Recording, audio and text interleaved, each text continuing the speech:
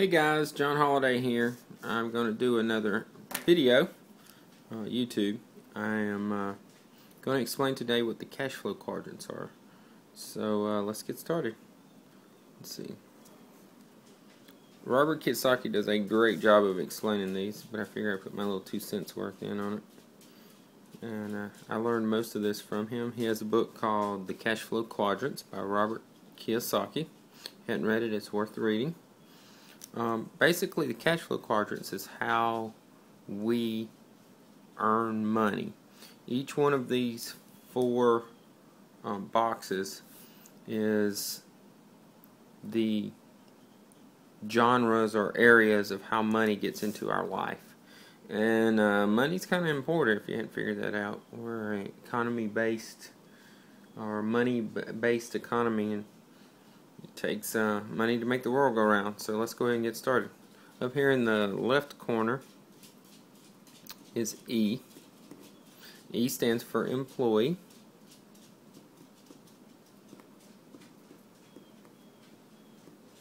And basically, employee means you work for somebody else. And that's probably 90% of the world right there works for somebody else. The bottom left quadrant is the S quadrant, and that stands for self-employed. I can't write.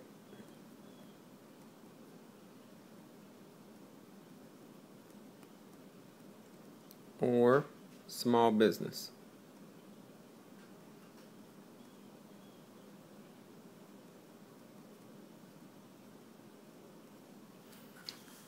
That basically means you work for yourself.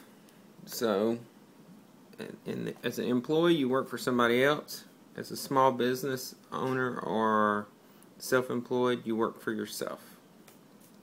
Whether you're an employee or self-employed, you basically have the same mechanism. You're still working either hourly or by a salary or by a set rate.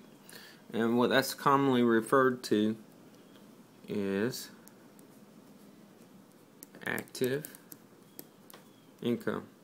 Basically, active income means that you trade your time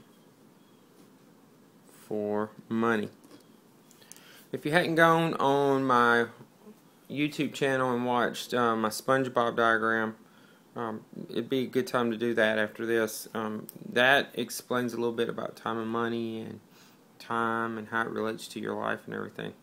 Over on this side right here, the active income, whether you're an employee or self-employed, you're always trading time for money. So basically, if you get paid $20 an hour and you work for someone else, then every hour you go to work, you trade that hour for $20. If you're self-employed and your hourly rate or you charge for a job $25 an hour and it's going to take you 4 hours, then you charge the person $100. Those are called man hours. And so whether you're self-employed or work for someone else, you're still trading hours for dollars. There's pro and con for each one of these. And like I said, about 90% of the world is employed, and about 5% of the world, that might not be right. I'm guessing here. You know that 90% of all statistics are made up on the spot, but these are actually real statistics. Not sure if what they are, but it's a high percentage. I know both of these two make up 95%, so I don't know how many is actually employed versus self-employed. But there's pro and con to each. The pro to being an employee is it has a floor. And this is a metaphor. Floor means there's something to stand on. Basically, if you go to work and you're guaranteed X amount of hours at X amount of rate, you're going to bring home X amount of money. That's a floor. It also means that there's a ceiling. And a ceiling is no matter how many hours you work, if you work the max amount of hours, take out the max amount of taxes, you're going to hit a ceiling at some point. So that's the pro and that's the con of being an employee. floor, ceiling. The pro and con to being self-employed is there is no floor and there is no ceiling. The fact that there's no ceiling is the pro. Sky's the limit. The fact that there's no floor is the con. So one month you might be broke and the next month you might be making a six-figure. Just depends. Either way, you're going to constantly be trading time for money. So this is what's called the active income side. So you're trading your hours or your time for the dollars that you need to function throughout life. So that is active income.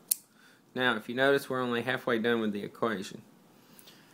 The other side is what's known as passive income. And basically, passive income means that you don't get out of time. Every minute of your life is time consuming. But basically, you leverage your time for money. It's got a little seesaw going on here. So basically, you invest your time on the front end, and it leverages money on the back end for long periods of time. So let's go ahead and explain what the passive side is all about.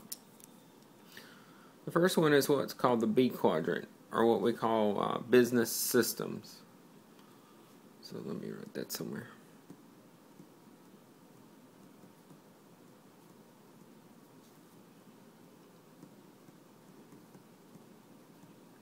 Business systems, there's actually three of them. There is what's referred to as big business. And big business is like when you develop a humongous mega business, like the person that started Dell Computer, Michael Dell. That's a big business. So he has a business system in place that pays him a passive income. People like Bill Gates, who started Microsoft. People that's been around a long time and started big businesses, those have business systems in place. The second area in business is franchise. That's pretty self-explanatory. Most of us know what a franchise is. McDonald's is a franchise. It has a business system in place. Anyone can own a McDonald's. You call the McDonald's Corporation, you interview with them, and you pay $1.4 million, and over a period of time, you buy that franchise. Does it guarantee your success? No. But with the system in place, a tried and true system, usually the success rate in a franchise is pretty high. The third category under business systems is network marketing. Now, network marketing used to have a bad name a long time ago. They'll go, oh, that's just a sham, a scam, a scheme, whatever. Nowadays, it's pretty valid. I mean, you meet a lot of people that's making lots of money in network marketing, and it's just not fast money. It's a legitimate business. Basically, it covers the genre of any home-based business. So whether you have a traditional network marketing type business like Shackley or Amway, or you have more like a direct sales type business like Mary Kay or Primerica, or there's several different ones out there. They're all legitimate businesses. They've been around a while. So if home-based business is something, there's a lot of benefits to that, but we'll talk more about that in a minute. The last category is I. and I is for investments.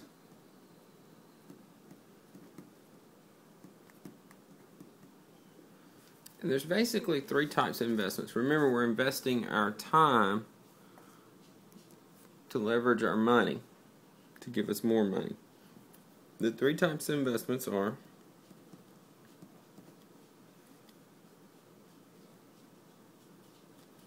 can't write today. Stock market,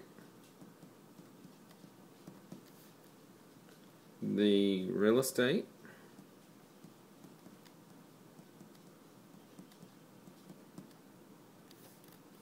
and royalties. Most people think they know about the stock market and real estate, so I'll talk about royalties and then I'll work backwards. Royalties are like if you're an actor or actress, or if you write a book, or if you develop something or patent something. Those become items that pay a passive income through royalties. So, for example, I just happen to have one right here on the table. A book. Here's a book called $2.99, and it's written by this guy named Glenn Tate. Glenn Tate's written several books. Every time he writes a book and one of those books sells, he gets a royalty off of that book. Now, I don't remember who his publisher is, but the publisher is in charge of printing those books and selling those books. Glenn Tate gets a royalty off of those books every single time one of them sells. So basically, Glenn Tate spent a lot of time up front writing that book. That's where time comes in. And now he's reaping the benefits of the money. So that's a form of passive income. The stock market kind of works the same way. You spend a lot of time investing in or doing research in different stocks and figuring out what you need to buy or how you need to do it or whatever. And then over time, that stock keeps paying a dividend, or it makes a lot of money, a capital gain over X amount of time. Same way with real estate. You spend a lot of time fixing up a rental property. You spend a lot of time fixing up a house and flipping it. Either way, that's how real estate works. So that's pretty self-explanatory. So over here we have passive income. Over here we have active income. Now, this matrix works kind of like this. Across the top here is the E and the B. Those are both system-oriented.